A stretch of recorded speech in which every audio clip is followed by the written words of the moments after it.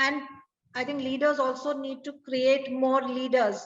So it would be no greater joy for me to know that, so many of my teachers are now heading schools. And I feel immensely proud of that. Do it with passion or not at all. That's what I believe in.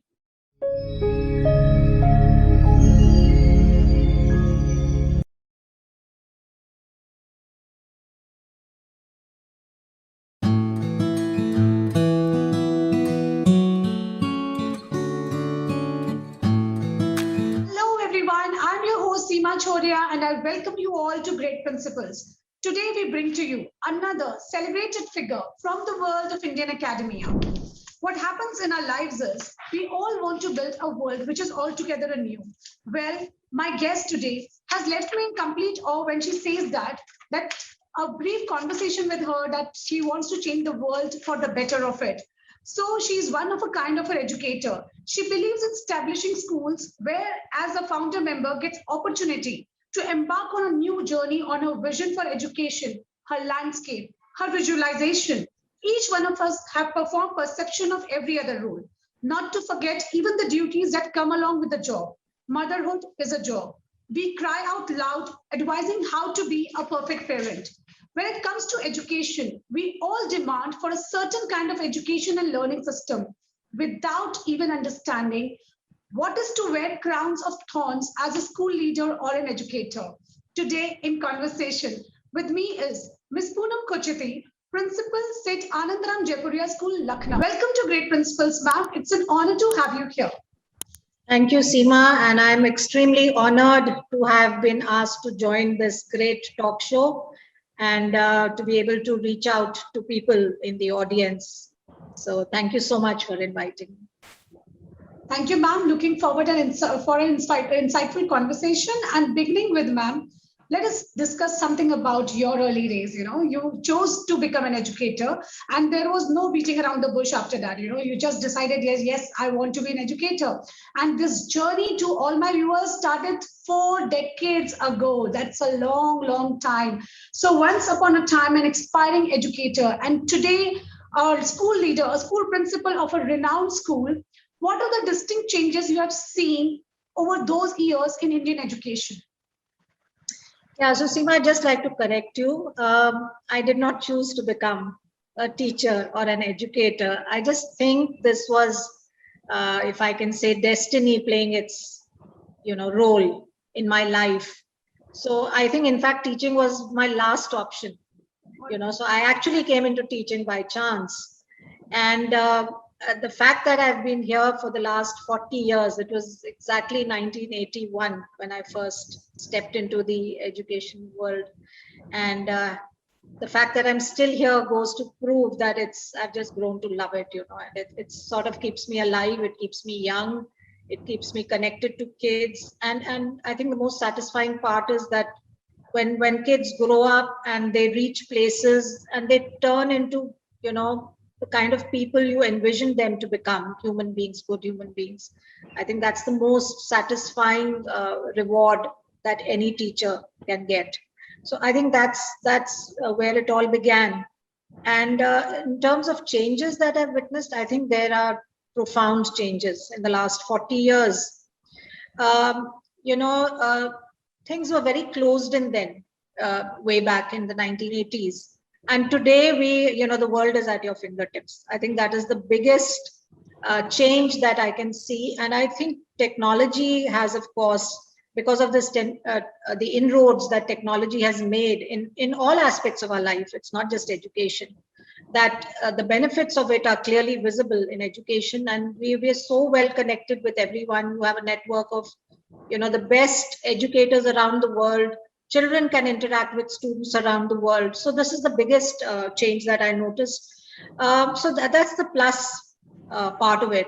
Then there's this mountain of information that is available to us. Of course, it can be a plus as well as a minus, because sifting through what is relevant to you is a huge ask, and that is another skill that we need to teach the children of today, these digital natives.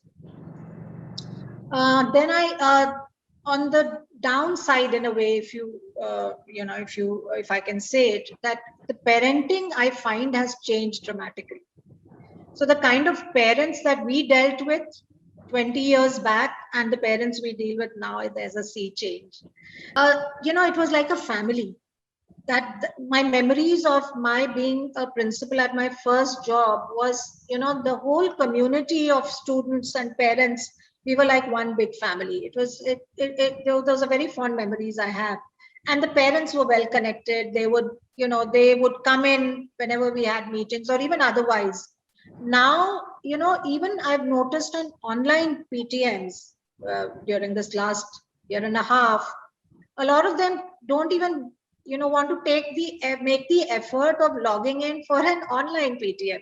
It's so strange, whereas they should have grabbed at the opportunities. There's a percentage of parents like that. I'm not saying all of them. The second change is that I think parents have started, because there's more disposable income in the parents in our kind of schools. So they tend to indulge in the children. They spoil them to a great extent. They provide them with all unreasonable demands that the kids make. So handling these kids also is a challenge for us, and handling these parents is also a challenge. Those are the huge changes that I've seen. And the children, they because of what technology has to offer, the resources I'm talking of, whether it's teachers or whether it's children, and there's so much available now, that you can use it to your advantage. I'll give you a simple example. Even if it's something like preparing for an annual day, and you want to do a dance, maybe dances around the world, all you have to do is search on the net and you find something that suits your taste or suits your vision. Whereas back then in the 1980s and 90s, everything was left to our own imagination. You had to work from scratch. Yes, there was no support as such. It was all whatever you dreamt of or imagined, you had to translate that into a reality. Now you have something to fall back on. You have resource people you can connect with who can help you out. So these are the major changes that I see in the last 40 years. To all my viewers, just before this talk show, we had a small conversation, and in all her talks, I found her so passionate about education that I'd never realized that education was not her choice, it was chance. So that was where I think I made the error, ma'am, because you were sounding so passionate to what you do, and that is why you love your work. And here, I think ma'am has brought out some very serious concerns for our dear parents. Don't just pamper your kids. Teach them the value. Today, everything, as ma'am mentioned, resources are available, information is there. What about values? You need to teach them to value everything. Value you, value school, value teachers, and most important, value resources and money also. Just don't shower them. Today, children have more than they demand. They don't even have the chance to demand. They are already, you have lot. So a very important parenting message shared by ma'am here. Going ahead to our next question, ma'am. Ma'am, how do we persuade your teachers to grow as educators? Teachers should keep upskilling themselves these days. If they do not, then they will fall back. The pandemic has actually made us realize this too more. So, Seema, I can talk in terms of my school or my schools wherever I've worked in the past. So one of my prerequisites when I interview anybody for the post of a teacher is, or any member of the family, is they have to give me proof of how much of a learner they are. That's a prerequisite. What kind of attitude do they have? So I always tell my teachers, if there are people who come with a statement like, I've got, and they very proudly say, I have 20 years or 25 years of experience, or, I've taught in these schools. So that doesn't interest me, because, your experience is only valuable if you're constantly growing. If you're wanting to rest on the laurels of your past experiences, it's meaningless. Then you're in a rut. You are comfortable in what you have been doing. You think you know it all, and you don't want to grow further. So I think that to me is the deciding factor. That is one. Secondly, I always tell my teachers, we have a very strong mentoring and monitoring system. That's what I believe in, should be there in every organization. Simply because you want to guide the teachers and the staff, and there's a lot of peer mentoring as well. There is mentoring by the leadership team in the school, and that's the second question I ask them: are you open to this kind of monitoring and mentoring and feedback? Because it takes courage, and it takes, what should I say, the person should have the understanding to know why this is being done. So the aim is primarily to ensure that you get the best feedback possible and honest feedback that will help you to, improve in areas that you need to improve. And the second thing these teachers are expected to do is to observe the classroom teaching of the best teachers we have. So it's a two-way process. One is you're being observed yourself. The second is you are asked to observe. And then you submit a report with your key takeaways from that.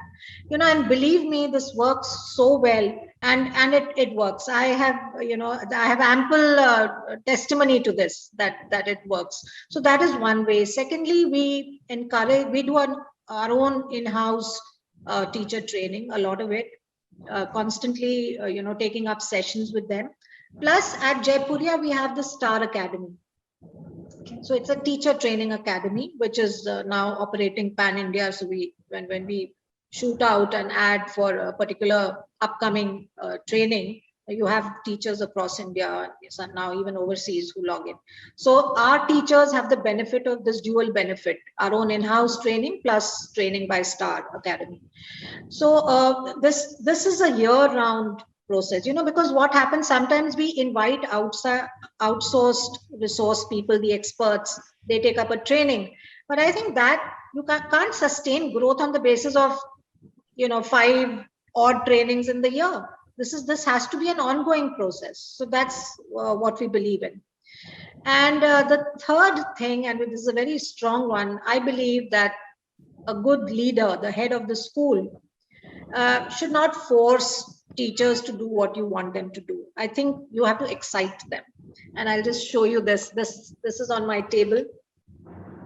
If you can sort of read it. The true leaders don't force people to follow, they invite them on a journey. Wonderful, beautiful. So this is, I believe, and I'm telling you, if you come to my school, one of the comments I hear when new people come, people who've come for the first time, they say there's so much energy and positive vibrations in your school.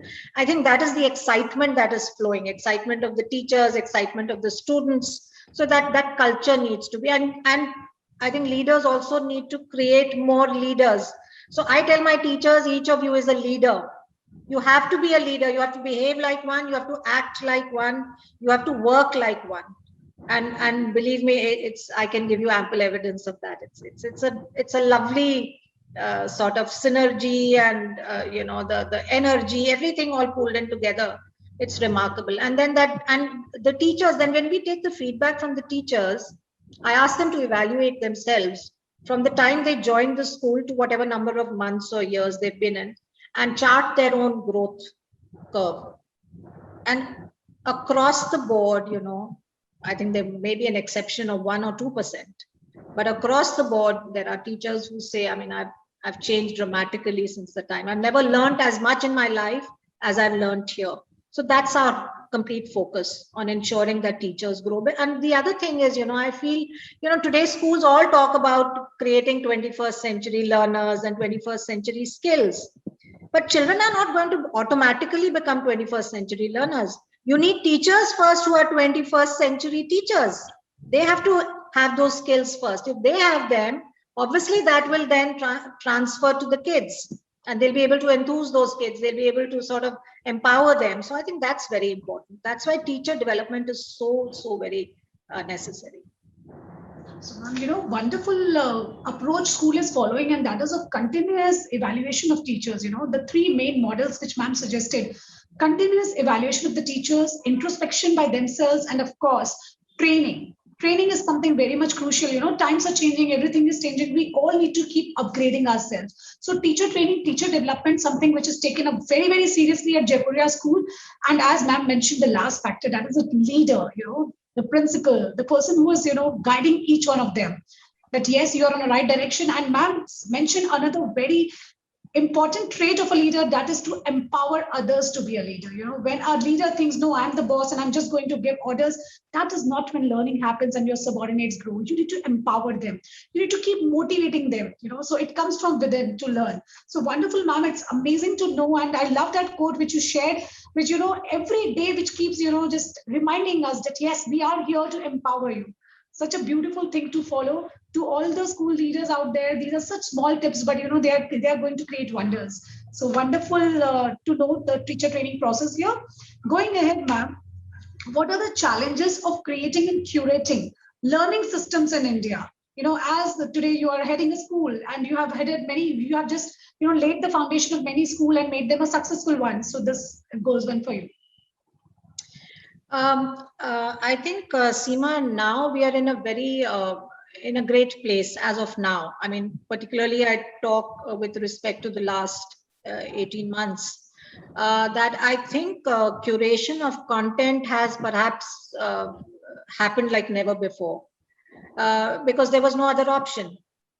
And I think also schools may have realized now how important it is, if they haven't done it earlier, how they need to do it now, because this is a resource, the curated content that every school must store in their own repository of data or lesson plans or videos or other resources. It's important to do that, because that is going to come in very handy as the school grows, as you hire new people. So the teacher skilling, and then I think nurturing teacher talent is another thing.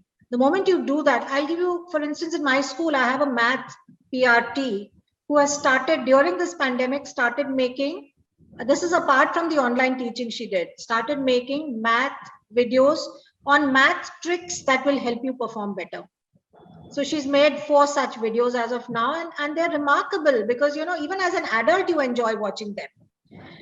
We are very soon going to start a data analytics course for kids, which of course, because it's going to be curated and pre-recorded content, it will be a lifetime resource. Of course, this curated content has to be a dynamic one.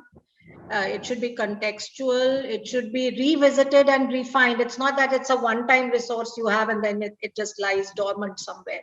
So there has to be a constant refining of whatever you create, so that it's relevant and it's contemporary and it comes in handy. And I think the viewership, now you can map everything. You can actually, technology helps us to assess how many people are making use of what you have created. So the number of viewers or users will give a sense of how good your content is. Because I think one of the challenges, if you talk in terms of India, is yes, there are very few quality resource people who have created quality content. That is what we lack. That is why I said that skilling of teachers is so important, because once you have these kind of teachers, obviously the content they curate will be of a top quality and the demand will then rise for it. That's my take on what you asked. Certainly, I think the biggest thing is that, you rightly said that, ma'am. In this 18 months, actual curation has happened. Otherwise, we have been, just going on and on and on with the same content. And these 18 months have actually opened the doors for a lot of innovation.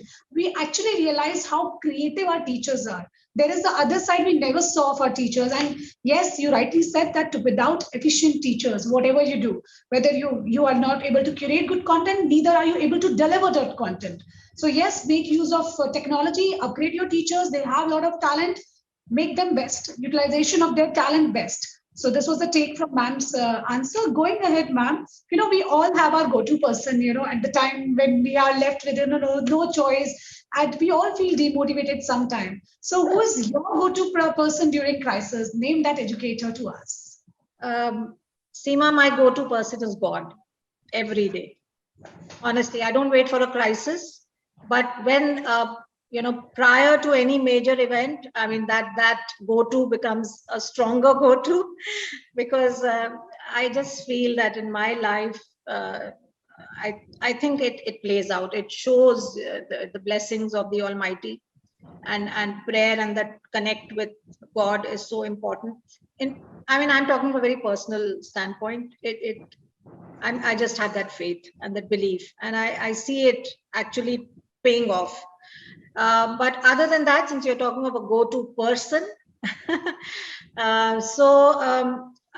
this is a very interesting thing, since we are a CBSE school, and I will not say crisis, but whenever there is a question or a query or something I need resolved, my go-to person is a principal in Lucknow by the name of Prerna Mitra. And you'll be surprised to know, she started her career as a geography teacher under me. And today she's the principal of Army Public School. I go to her for any CBSE because she's an integral part of the core committee of CBSE Lucknow region. And you can sense, you can imagine my sense of pride that your teacher is now someone you turn to. I think there could be no greater joy for me to know that, so many of my teachers are now heading schools, and I feel immensely proud of that. And where academics is concerned, the one person I really look up to is Miss Usha Pandit. She's a renowned academician, teacher trainer, consultant, author, blogger, YouTuber, you name it. And I've never seen a person with so much insight and so much, wisdom and thought about what education today needs to be. So for any academic related issues, or if I'm in a quandary, or if I want something, some clarity on something, she's the person I turn to. And I'm very sure I get the best advice possible. Amazing. Today it's feels so wonderful to know that someone who was under you today is your go-to person. And that is what is, leadership all about, empowering others. And when you look up to learn, even from the people, those who are younger to you, that is something which makes you a true leader. Because all leaders have one very renowned trait, and that is called lifelong learning. They look for learning everywhere. They even feel good to learn, even from a 2-year-old. They look up for learning at every extent. So yes, and another thing that ma'am shared is having faith. If you have faith, everything happens is good. Like, many people, like, she believes in God firmly, and that's her faith that automatically bring positive vibes around her. So faith is something which we all need to believe in. So going ahead, ma'am, this makes me to reach the very interesting segment of the show. This is called rapid fire round. So gear up, my viewers. You're making me feel as if I'm on Coffee with Karan. Well, yes, ma'am, you are a celebrity for us, and yes, we are going to spotlight you here. So get up, my viewers. We are going to gain some fun facts about ma'am. Ma'am, you have to answer in one word or maximum a sentence. Right. So here goes the first question. You spend your recreational time indulging in activities like? Watching some favorite TV programs. I watch a lot of Pakistani TV shows. Yeah. All right. And what else are your hobbies? I listen to music. I love to read. I love to travel. Given the chance, I just, take off. So these are my interests. I love flowers and gardening. These are some of my hobbies. Yeah. Since you have traveled across, so I would like to know, Ye Mera India versus the 9 countries that you have visited, which one has been the best educational infrastructure? So all the places that I went to, I've not had the opportunity to visit schools, although I have visited schools in most of the countries I went to. The Australian schools, I just loved. I mean, the way they teach, and the sense of community was remarkable. I don't know if it's there in all their schools, but the school I went to, Upway South Primary School in Melbourne, that had a lot of community, sense of community, with the parents joining in. We were also hosted by the parents, or this delegation of ours that went there. Yeah, so that was a great experience. Wonderful. So going to the next question. What it means to be a grandmother? Hugs, cuddles, kisses. Yeah, that's the best part of it. And is it true when it is said that, you love your grandchild more than your own child? Absolutely. I think it's 100% true. Yeah. Going ahead, did you ever have a disaster at cooking something? The disaster is when I'm multitasking, I'm doing too many things together. Sometimes I do forget that there's something cooking and it gets burnt. That's the disaster, basically. If I'm focused, then I do a good job. Great, wonderful. Last question in this segment. Read us a quote from your favorite book that inspires you. From my book? Why from a book? I mean, I would say what I see and believe in every day. It says, do it with passion or not at all. That's what I believe in. Wonderful. And that is ma'am's journey all about. When she has chosen to be a teacher, now she's extremely passionate about it. And she look forward always to make education more meaningful. It was amazing to know you in this segment. Going ahead, ma'am, this brings me to the last question of the show, which is also called Viewer's Choice Question. And my viewers have picked up this question for you. What are the challenges of adopting technological developments in education? Given like now teachers are and parents are also set with online schooling, but still there are so many challenges to it.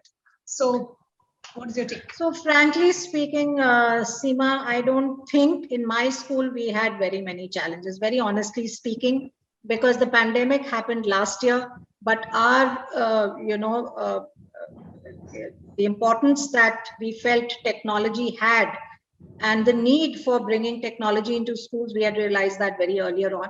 And we began our school started in 2016, and that's the year we brought in technology into our schools. So for my teachers, yes, there was, I would say, just a 1 week training, intensive training that we did. But thereafter, it was so natural for us to go into the flow, all that we did thereon was to start learning more and bringing in more tools. And the excitement was so much because, these tools were such an eye opener that teachers for the first time saw, what wonders technology could do if it was used in the manner in which they had started using it. And the ability to be able to connect with the children and to also assess them on the go. That was something that was happening for the first time. So I think the pluses have been more rather than the challenges. I think the biggest challenges that we faced were in terms of, because it took everyone by surprise. Now, from families where there were more than one child, and the parents didn't have that many devices. So this was an issue because you wanted to reach out to every child, you had to find ways and means of sort of sharing what was taught with those children, or maybe doing classes after school hours with them. So we had to work around so many different ways in which to connect with the children. And even then, children are all different. The parental support in all the homes is different. So where the parental support came in, the learning was amazing. I think even the children have flowered, where they got this kind of support. But the ones who didn't, unfortunately, the maximum learning gaps are with those children, I think. So that now that schools have started opening up and children are coming back, we're noticing these things. For instance, the written, the habit of writing has really taken a hit. And to get the children to get back into the habit, or that is one of the things we are noticing now. The attention spans, I think, also got hit. Some of them, I will not say all. The bigger ones have adapted pretty well once they come. It's the little ones we are facing a little. They're excited about coming back, but then it's going to be another uphill task for the teachers to get them back on track. Yeah. Our teachers have turned out to be so amazing in this period of surprise that, when the entire education system was just turned over due to pandemic, we all realized that technology is an integral part of education and it's the most important toolbox in the hand of teacher if utilized properly. So yes, I think there would be a lot of challenges when schools are reopening now, filling the learning gaps that have occurred, but with the parents, teachers, and all supporting together, again, we will overcome this challenge too. Our teachers are very, very creative and we have full faith in our leaders who are guiding them. So wonderful answer by ma'am here. So thank you so much for your time, ma'am. It was really wonderful talking to you. Talking with you, I realized one very important lesson in my life, that even if you're a parent or educator, all you need to have is an urge and hunger to learn and grow yourself. That is something very, very important. So it was really a wonderful and insightful session. Thank you so much, ma'am. Thank you, Seema. It was a pleasure being on board and I just loved the conversation. Thank you.